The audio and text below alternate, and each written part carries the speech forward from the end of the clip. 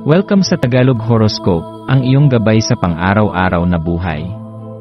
Hatid namin ang pinakadetalyadong horoscope na magsisilbing gabay mo sa pera, trabaho, pag-ibig, kalusugan, at swerte.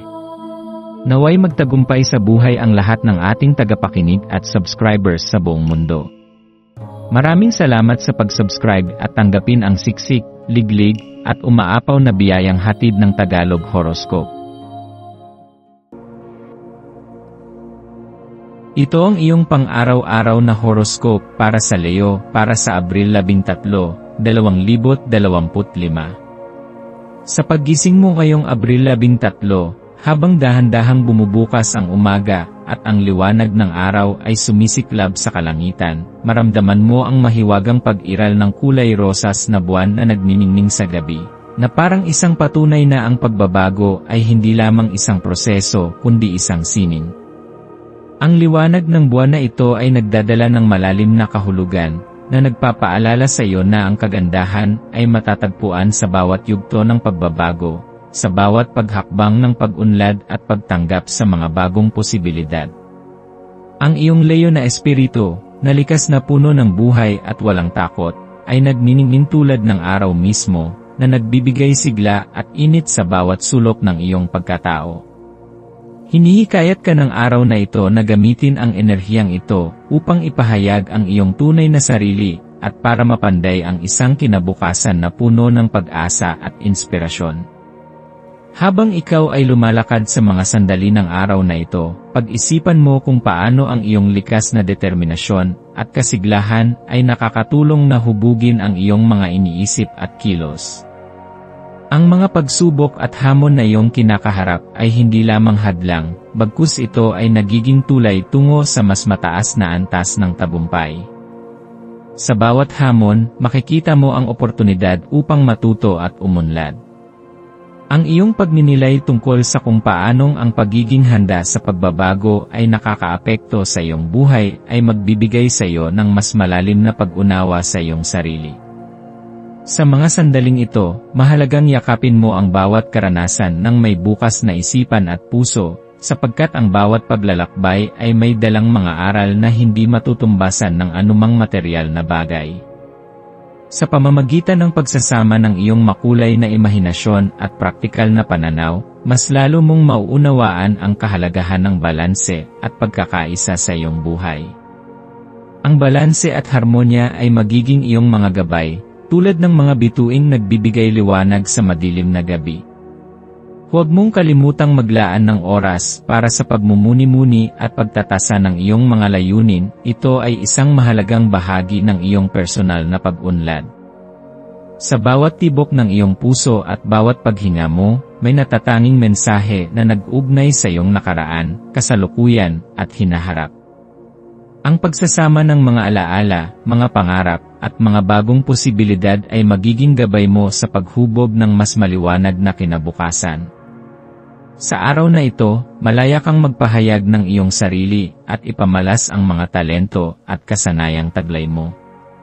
Maaari mong subukan ang mga bagong gawain mula sa pag-eksperimento sa iyong sining, pagsusulat ng tula, paglikha ng musika, hanggang sa pagbuo ng mga ideya na magpapasigla sa iyong isipan at kaluluwa. Ang bawat sandali ng pagkamalikhain ay nagbubukas ng mga bagong pintuan ng pag-asa at inspirasyon. Huwag kang matakot sumubok ng bago, dahil ito ay magiging susi sa pag-abot mo sa iyong mga pangarap at sa pagpapalago ng iyong personal na misyon sa buhay. Ang iyong pagkamalikhain, kapag pinagsama sa iyong likas na tapang at determinasyon, ay may kapangyarihang baguhin hindi lamang ang iyong buhay, kundi pati na rin ang buhay ng mga taong napapalibutan mo.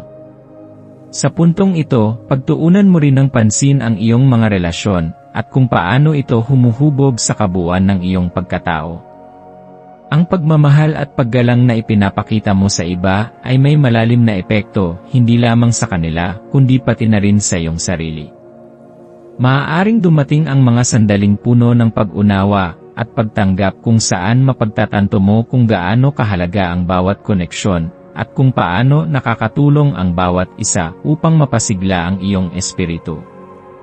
Sa bawat tapat na pag-uusap, sa bawat yakap na nagdudulot ng kalinga, at sa bawat munting gawa ng kabutihan, nararamdaman mo ang pag-usbong ng isang mas malalim na koneksyon, isang koneksyong nagbibigay saysay sa iyong pag-iral.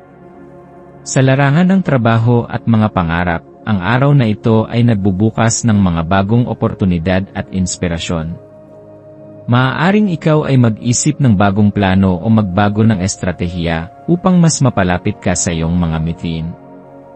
Ang iyong kakayahan na magplano at magpatakbo ng mga ideya ng may katiyakan ay magbibigay daan sa tagumpay. Huwag mong hayaang ang kahit anong hadlang ay pumigil sa iyo na makamit ang iyong mga pangarap. Sa halip, gamitin mo ang araw na ito upang pahalagahan ang bawat hakbang, maliit man o malaki, na patungo sa iyong tagumpay. Tandaan mong bawat sandali ay isang biyaya, at sa tamang paghubog at pagninilay, ang bawat hakbang mo ay magiging parte ng isang mas malaking kwento ng pag-unlad at tagumpay. Sa usaping kalusugan, pag-alaga sa iyong katawan at isipan ay napakahalaga. Ang iyong katawan ay isang sagradong templo na kailangan mong pahalagahan at alagaan. Maglaan ka ng oras para sa mga simpleng ritual ng self-care. Maaaring ito ay isang mahabang paglakad sa labas, pag-inom ng maligambam na tsaa, o pagsasagawa ng mga ehersisyo na nagpapasigla sa iyong katawan at isipan. Sa bawat kilos na iyong ginagawa upang protektahan at alagaan ang iyong sarili, nadadagdagan ang iyong lakas at pag-asa. Ang iyong kalusugan ay pundasyon ng lahat ng iyong tagumpay, kaya't huwag mong pabayaan ang anumang pagkakataon upang mapanatili ang iyong enerhiya at kabataan ng diwa. Ang iyong maswerteng kulay para sa araw na ito ay ginto. Ang kulay na ito ay sumisimbolo sa kasaganaan, tagumpay, at walang katapusang pag-asa. Ipakita ang kulay na ito sa iyong pananamit o sa iyong mga gamit upang patuloy na mapasigla ang iyong espiritu at panatilihin ang positibong daloy ng enerhiya. Ang iyong maswerteng numero ay 28. Ang numerong ito ay nagdadala ng mensahe ng balanse at progreso, isang paalala na sa bawat hakbang na iyong ginagawa, mayroong mga biyayang naghihintay na iyong matanggap. Sa bawat sandali na makita mo ang numerong ito, ituring mo itong tanda na ikaw ay nasa tamang landas at ang iyong mga pagsusumikap ay may kasamang tagumpay. Para sa iyong maswerteng gawain, subukan mong ilahad ang iyong mga plano at pangarap sa pamamagitan ng malikhaing paraan.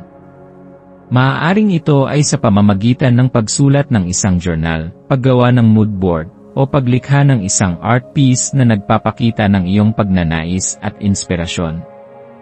Ang pagsasagawa ng ganitong gawain ay hindi lamang magpapalakas sa iyong pagkamalikhain, kundi magbibigay rin ng kalinawan sa iyong mga layunin. Sa pamamagitan nito, makikita mo ang iyong sarili na mas handa at higit na determinado na makamit ang mga tagumpay na iyong minimithi. Sa pagtatapos ng araw, maglaan ka ng sandali upang balikan ang bawat karanasan at pagninilay na iyong naranasan. Huwag mong kalimutang magpasalamat sa lahat ng biyayang dumating, sa mga positibong karanasan man o sa mga aral na nakuha mo mula sa mga hamon. Ang bawat sandali ay mayroong kahalagahan, at sa pagtanggap mo sa mga ito, mas lalo kang nagiging handa para sa mga susunod na yugto ng buhay. Ang iyong tunay na lakas ay nakasalalay sa iyong kakayahang magpatawad sa sarili, magbigay ng pasasalamat, at patuloy na magmahal at magbigay ng inspirasyon sa mga taong nasa paligid mo. Sa kabuuan, ang Abril 12, 2025 ay isang araw ng malalim na pagninilay, pagkamalikhain, at pagtanggap sa lahat ng oportunidad na iniaalok ng universo sa iyo. Huwag kang matakot na maging bukas sa pagbabago, maging matatag sa harap ng mga hamon, at ipakita ang iyong tunay na sarili sa lahat ng iyong ginagawa. Ikaw ay isang Leo, isang nilalang na hindi lamang kumikislap dahil sa araw kundi dahil na rin sa hindi mapuputol na liwanag ng iyong puso. Lumakad ka ng buong tapang, yakapin mo ang bawat sandali, at hayaan mong ang iyong liwanag ay magbigay inspirasyon at magbukas ng mga bagong pintuan patungo sa isang mas maliwanag at matagumpay na bukas.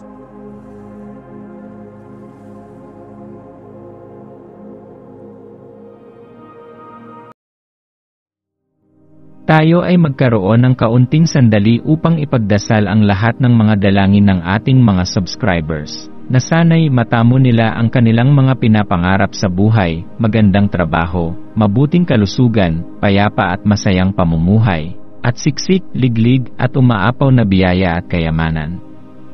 Ipinagdarasal namin ng mataimtim ang lahat ng mga komento sa nakaraang video, at hinihiling namin, Panginoon, na pagpalain mo ang ating mga subscribers ng masayang buhay sa mundong ibabaw. Maraming salamat po. Maaari kayong mag-subscribe sa aming channel na Daily Prayer, kung saan nag-a-upload kami ng pang-araw-araw na Catholic Gospel readings, reflections, at daily rosary reading para sa lahat ng misteryo ng araw. Tulungan ninyo kaming buuin ang community na ito at mag-subscribe na. Ang link ay nasa description box. Maraming salamat sa panonood ng iyong horoscope ngayon araw. Naway gabayan ka ng mga bituin sa iyong landas. Huwag kalimutang mag-like, share, at subscribe para sa iba pang cosmic na kaalaman. Hanggang sa muli, manatiling konektado sa universo.